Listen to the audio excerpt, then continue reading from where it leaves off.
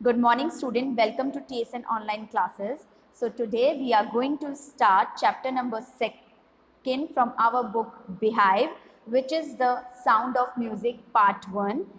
That is Evelyn Glennie listen to sound without hearing it. So, as you all know, the first half of the story we have already done in our previous video. So, now we will complete the rest of the story in this video. All right.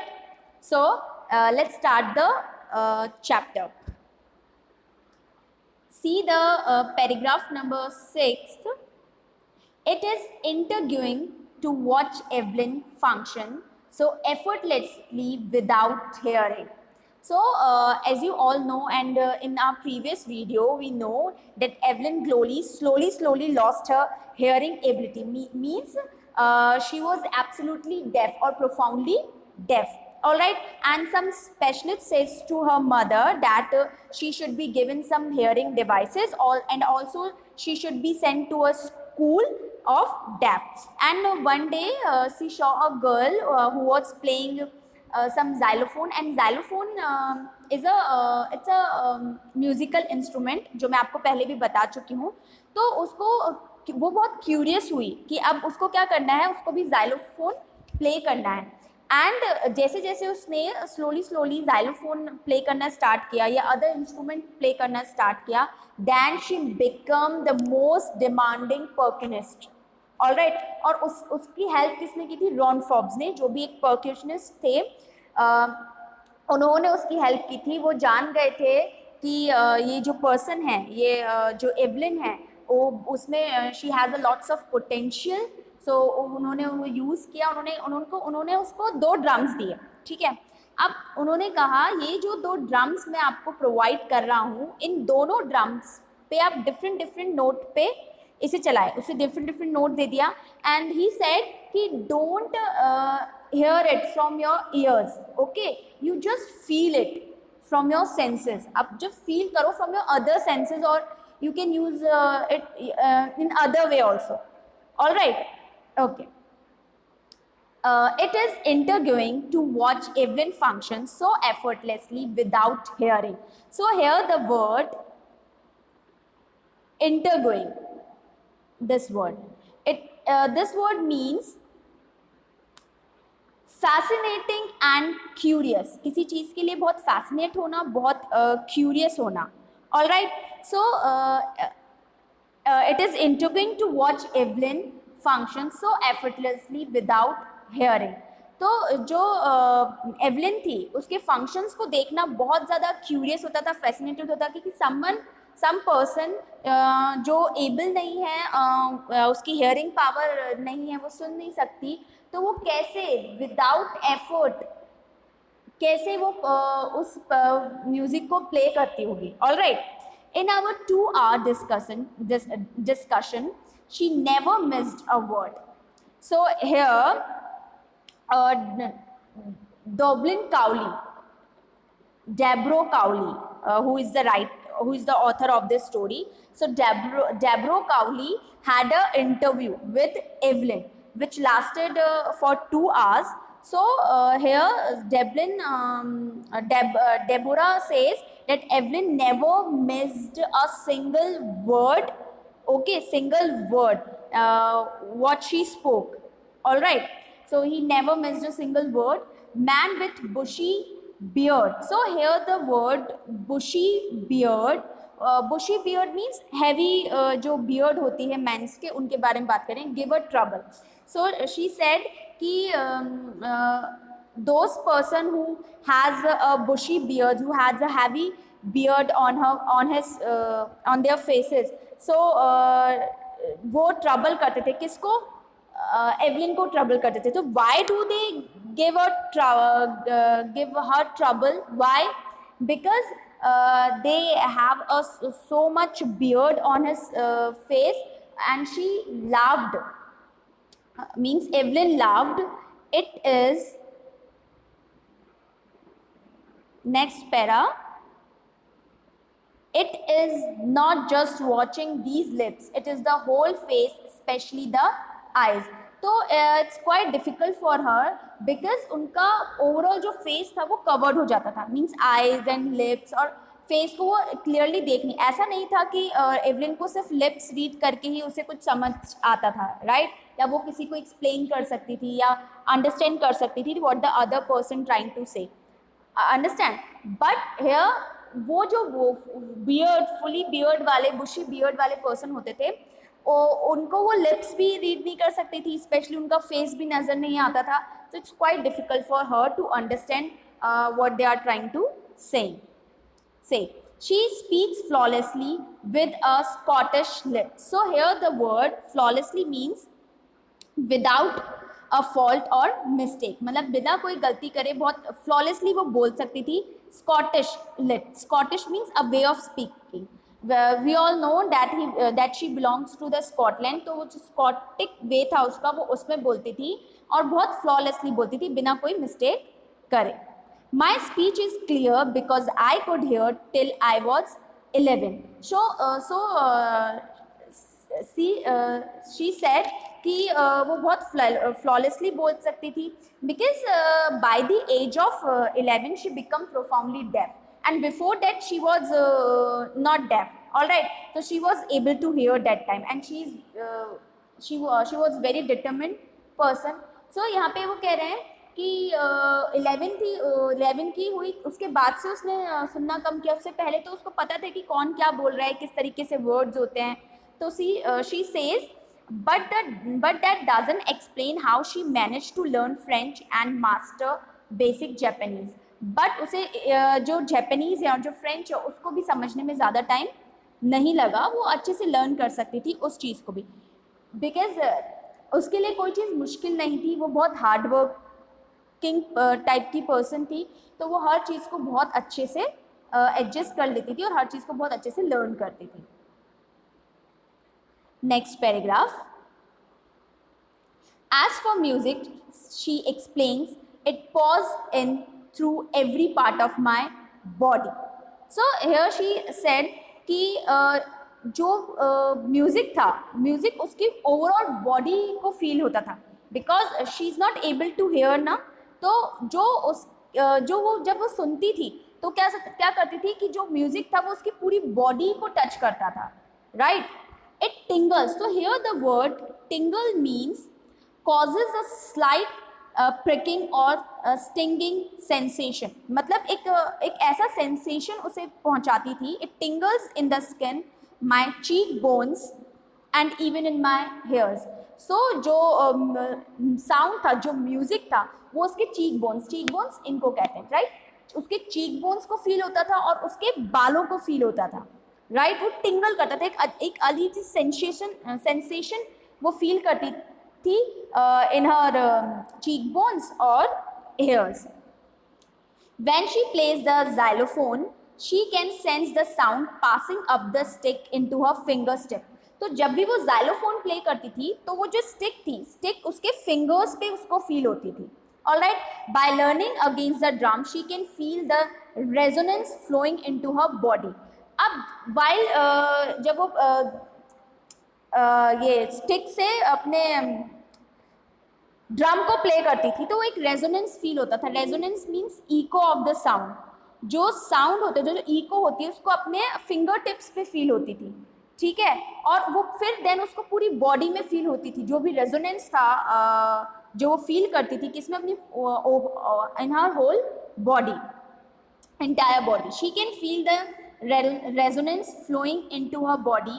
On a wooden platform, she removes her shoe so that the vibration pass through her bare feet and up her legs. So जब उसके भी concerts होते थे तो वो क्या करती थी, what she did कि she removed her foot means shoes and all, sandals and all, जिससे उसको क्या होता था, एक वाइब्रेशन फील होता था. और वो किस पे खड़ी होती थी, एक वुडन प्लेटफॉर्म पर वो खड़ी होती थी जिससे उसके बैर फुट को एक वाइब्रेशन फील हो और उस वाइब्रेशन के through she was able to understand the music. Alright. Not surprisingly Evelyn delights her audience. बिना किसी सरप्राइज के एवलिन जो थी वो अपने ऑडियंस को बहुत ज़्यादा डिलाइट करती थी, खुश कर देती थी. वाई, बिकॉज सब ऑडियंस को पता होता था कि she has some hearing problem, और उसके चलते हुए वो क्या करती थी, बहुत अच्छे से प्ले करती थी म्यूज़िक को, अंडरस्टैंड करती थी। तो ये ऑडियंस के लिए बहुत ज़्यादा सरप्राइजिंग तो होता ही था, बट वो बहुत डिलाइट भी होते थे। In 1991, she was presented with the Royal Philharmonic Society prestigious Soloist of the Year Award. So अब यहाँ पे बात हो रही है कि in 1991 में उनको एक बहुत अच्छा प्रेस्टिजियस अवार्ड मिला था फॉर सोलो परफॉर्मेंस, जिसे क्या कहते हैं, कहाँ से मिला था, Royal Philharmonic Society prestigious soloist of the year award. Alright, says master percussionist James Blades. अब यहाँ पे जो जेम्स ब्लाड्स हैं, जो मास्टर प्रिकॉशनिस्ट हैं, he says God may have taken her hearing, but he has given her back something extraordinary. So he said कि God ने उससे कुछ ले लिया, मीन्स उसकी hearing power तो ले ली है, but he has given some extraordinary power that is something very different. What we hear she feels, मतलब whatever we hear she can feel that, मतलब जो भी हम चीज़ें सुनते हैं वो उसको just feel करती है, far more deeply than any of us, बहुत ज़्यादा डीप वे में हम सबसे भी ज़्यादा। That is why she express music so beautifully. तो that is the main reason कि when she express some music, तो वो बहुत क्या होता था, एक निखर कर आता था और बहुत beautifully she can express her music. Alright, Evelyn Glennie, ninth point, Evelyn confesses that she is something of a workaholic. So workaholic means a person who feels difficult to stop working, मतलब वो बहुत ज़्यादा हमेशा रहता था उसको काम करना है, just like our moms, okay? क्योंकि हमारी जो मदर होती थी, and my mother, you will never find her relaxing, मतलब आप उन्हें कभी रिलैक्स करते हुए नहीं देखेंगे, वो कुछ ना कुछ करती रहती हैं। आपकी मदर भी हमारे घर पे कभी रेस्ट नहीं करती, समटाइम्स वो किचन में स्पेंड करती हैं या घर के किसी अदर काम में स्पेंड करते हैं। तो इन सेम वे जो एवलिन थी वो भी बहुत वर्कaholic थी। I have just go to work often harder than classical musician. So she said कि हाँ, मुझे जब काम करते तो मुझे थोड़ा सा एफर्ट ज़्यादा लगाने होते हैं in comparison of other classical musician ना। वाई, बिकॉज उसको प्रॉब्लम थी हेयरिंग की, she was profoundly deaf, that's why उसको थोड़ा सा एफर्ट ज़्यादा पुट करने पड़ते थे। But the rewards are enormous, but जो उसको रिवॉर्ड मिलते थे वो तो एक अलग लेवल के थे, वो एक तरीके से बहुत ज़्यादा अच्छे थे। जब भी हम बहुत ज़्यादा हार्ड वर्क करते हैं तो और उस हार्ड वर्क के लिए हमें एक रिवॉर्ड दिया जाता है, तो इट्स क्वाइट कि इट्स लाइक कि हम एक अलग दुनिया में होते हैं, हमें बहुत अच्छा फील होता है, right. Apart from the regular concert, Evelyn also gives free concert in prison and hospital. So जो रेगुलर कॉन्सर्ट्स एवलिन के होते थे, apart from those concerts, Evelyn कौन से कॉन्सर्ट्स भी देती थी, she also gives concerts in prison and hospital, and she also gives high priority to classes for young musician. और यंग म्यूजिशियंस को भी वो हेल्प करती थी, क्लासेस लेती थी। And richlin of the Beethoven fund for deaf children says, अब जो फंड जाता था डेफ चिल्ड्रन के लिए, तो एंड रिचलिन कहते हैं she is a shining inspiration for deaf children. Obviously she was a inspiration for the disabled person, and not for them only, for us also, right? हम लोगों के लिए भी वो इंस्पिरेशन का काम है, because she never give up. Alright, उसके साथ जो भी प्रॉब्लम थी वो कभी भी गिव अप नहीं करती थी। तो ये एक चीज़ है जो हमें बहुत मोटिवेट करती है। स्टिल उसको जो एवलिन थी, उसके जो टीचर्स थे वो उसको बहुत डीमोटिवेट करते थे और कभी भी उसका सपोर्ट नहीं करते थे, फिर भी उसने कभी गिव अप नहीं किया। She is a shining inspiration for deaf children. They see that there is nowhere that they cannot go. तो वो ये देख सकते हैं कि ऐसी कोई भी जगह नहीं है जहाँ पे वो लोग नहीं जा सकते। ऑलराइट, अगर यहाँ पे एवलिन कर सकती है तो कोई भी कर सकता है, ऐसा नहीं है ना। अगर एवलिन कर सकती है तो हम भी कर सकते हैं, बिकॉज हमारे पास तो नॉर्मल सेंसेस है ना. All right, means we have a normal sense and we have so in normal senses के थ्रू हम बहुत सारी चीज़ें कर सकते हैं, बिकॉज एवलिन कर सकती है. अगर उसके पास कुछ प्रॉब्लम है, तो हेयरिंग प्रॉब्लम है, वो डिसेबल है, स्टिल वो कर सकते हैं, वो गिव अप नहीं कर सकती, तो हम क्यों नहीं. All right, last paragraph of this chapter, of this part actually, Evelyn Glennie has already accomplished. So here the word accomplished means achieve. Okay, so Evelyn Glennie has already accomplished more than most people twice her age. So Evelyn Glennie ने बहुत कुछ achieve कर लिया था जो उसके as से ज़्यादा, मतलब ट्वाइस, उसकी एज से दुगनी उम्र के लोग ने अब तक अभी अचीव नहीं, या अब अचीव करते, उससे ज़्यादा वो ऑलरेडी अचीव कर चुकी थी. She has brought percussionists to the front of the orchestra and demonstrated that it can be very moving. So अब जो ऑर्केस्ट्रा जब वो होता था, जब वो ऑर्केस्ट्रा रखते थे, उस ऑर्केस्ट्रा में जो भी परक्यूशन से, मतलब जो भी अदर इंस्ट्रूमेंट थे जो हमेशा बैक साइड पर प्ले होते थे, एवलिन जब परफॉर्म करती थी वो उन्हें फ्रंट साइड पे सारे इंस्ट्रूमेंट को लेकर आती थी. ओके, और उससे वो करती थी, डिमॉन्स्ट्रेट करती थी, उन सबको फ्रंट में ही रखती थी. She has give inspiration to those who are handicapped people who look to her and say if she can do it I can.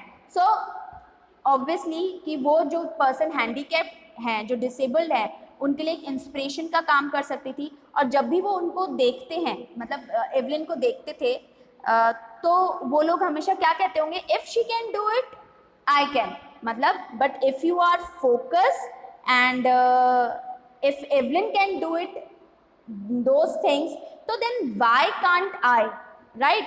Then at if what I told you कि if you are focused then definitely you can achieve your goal.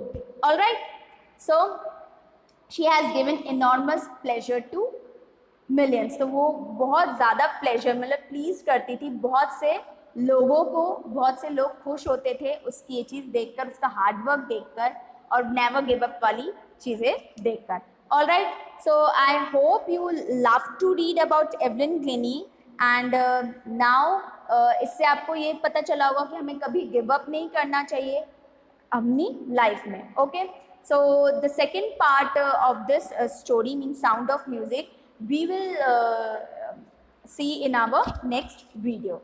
Okay, so thank you.